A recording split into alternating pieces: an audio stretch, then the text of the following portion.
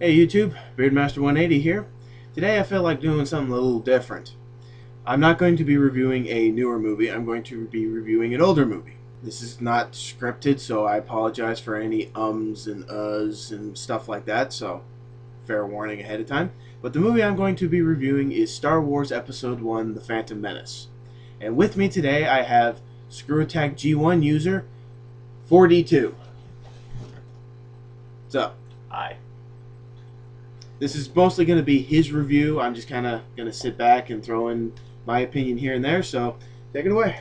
Alright, well, let's take off on the first thing that you notice the most in this movie, an overuse of CGI. This movie, I think, claimed to be one of the first things to CGI a complete character.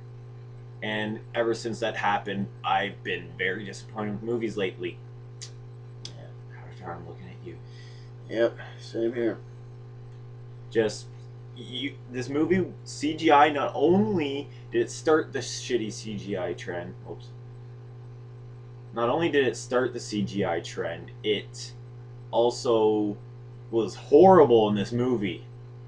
It's so easy to tell what parts are CGI and what parts are real, and it's just grains on you when you see some CGI thing out of nowhere, and you can plainly tell that it's not really there.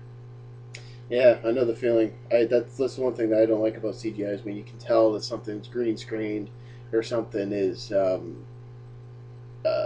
not real. Essentially, that's one thing that I don't like about some 3D movies is because it's all CGI. 3D Star Wars. Yeah, I know. That was one of the things that kind of led us to doing this review was that finding out about that, how they're doing the 3D Star Wars. Yay, we get to see all those long conversations in 3D! All right. Avatar all over again. No, we don't really hate Avatar. We just kind of disapprove. It was a good movie. It was a good sci-fi. It was Yeah. just that. It wasn't an amazing thing. It's basically just I can still make movies. Yeah. And Cameron, stick to Terminator. Because don't leave Terminator alone. Need to know more movies. We're getting off topic. Yes, we are. Alright, so the CGI is just pathetic at most, and you see it so much. You see they CGI boats when they don't need to be CGI'd. I remember them they CGI'd the landscape, the things. They've CGI'd models that they had. They had a model set up, and later you would see it CGI'd. What's the point of that? Laziness. Actually, no, that's not lazy. That's actually doing more work. Yes. You're creating the same thing twice. Now, granted, I understand when CGI is used right, it is very good. Example, Terminator 2. Yes. The liquid metal. Yes, because CGI should be used only when it is physically impossible to do that. Which kind of defends Avatar in a way. Yes. Alright, so, anything you got to add to that? The CGI? No, that's... Alright, so let's take a look at the other most disappointing flaw in this movie, the characters. Let's start us off with the first character we see in this movie, Kid Flying Ship. Now, at the very beginning of this movie, you see some 4-year-old or 12-year-old kid flying a ship with a screwed up voice. Oh, okay, I know what you're talking about. Just to let you know that I'm kind of going off of my memory. I haven't seen this movie in years. This man was brave enough to actually watch it last night. So, anyways, continue. Yes. Now, the first two main characters that we are introduced to are Obi-Wan and Qui-Gon Jinn, possibly the most boring people in the existence of the world. Or at least the most boring Jedis. Yes. They talk about how they're scared. And Obi-Wan bitches. And Obi-Wan bitches about everything. Qui-Gon Jinn just kind of spouts wisdom. Qui-Gon Jinn only has one redeemable factor. It's Liam Neeson. Yeah, that dude. And he also plays the dad in Fallout 3, who's impossible to kill. Yes. Anyways, so Obi-Wan kind of seems like he's learning from a guy that doesn't mind breaking the rules as much of the Jedi Order. But yeah, still tries to stay coordinated with the rules somehow. Yes. Obi-Wan kind of seemed like in the trilogy movies, the original trilogy, to not mind breaking a few rules to get where he needs to be. For example, mind wiping or mind tricking a stormtrooper. These are not the droids you were looking for. Instead of killing him, which is what I would do, because I like to kill people. Don't advertise that. I don't like to kill people.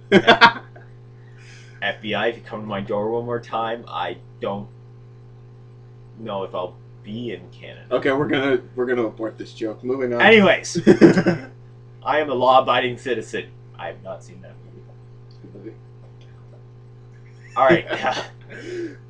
So now the second main character we're introduced to, or third if you don't count both of them, is the worst character in the existence of Star Wars, Jar Jar Binks. Yes. For those who have seen my top 10 franchise buzzkills, you know that I, too, do not like Jar Jar Binks. This guy is one of the worst things in Star Wars. So horrible that people who have the rights to make Star Wars video games have killed him. The fanboys of Star Wars have claimed that he moved to Alderaan, so he blew up when the Death Star came and did a drive-by. You know the thing that I confused about the most? How did Jar Jar Binks become a senator in episode 2? We'll talk about that when we do episode 2. Yeah, that'll be a later time. Later time. Spoiler alert. Anyway, so Jar Jar takes them to this big underwater city, which supposedly has a symbiote effect on Naboo, even though they don't talk to each other or trade with each other or attack each other or they're underwater. So we see Obi-Wan. I didn't notice this at first, actually, because I haven't watched this movie for a while. He was mind tricking the stupid fat guy of the Gungans. Boss. Whatever. No one cares. Anyway, so yes, he's mind tricking. Cheeks. Yeah, which is just horrible.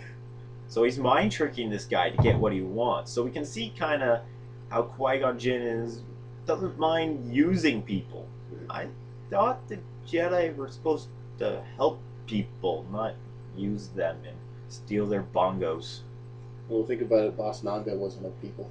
Oh, that's he was racist. A frog. Kermit the Frog is a frog, and he's awesome. That's because he's Kermit. He doesn't have big ass cheeks. I'm talking about the ones on his face.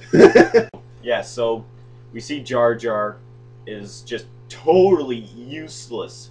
Now, I had a theory with the whole point of Jar Jar was that they made him to replace Chewbacca, and that's impossible because Chewbacca is awesome and not stupid.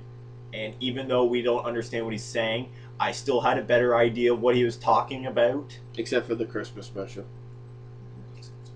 Okay. So, every time Jar Jar speaks, I'm just saying, what was the point of even saying that? There was simple. It was giving something for the Star Wars people to hate. We all need something to hate, but usually it's the bad guy. Mm. Like the Emperor. But yeah, in this, the bad guy was actually more interesting than the characters. And he only has 2 lines. Yes, only 2 lines. I can recite his entire dialogue. You can recite Boba Fett's dialogue too. What's your point? Yes, he's even more awesome.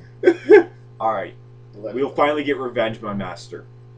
And then he had one more. What was it? At last, we will reveal ourselves to the Jedi. Yeah, he said that. At the same time, at last, we'll have revenge, my master. And then he said something on Naboo or something. No. He was played by the guy who played Toad in X-Men. Let's just go with that. I can't remember his dialogue. That's how lackluster it was. He has 2 lines that he can't remember. That's pretty bad. And I can remember every line Boba Fett had. You said that already. Yep.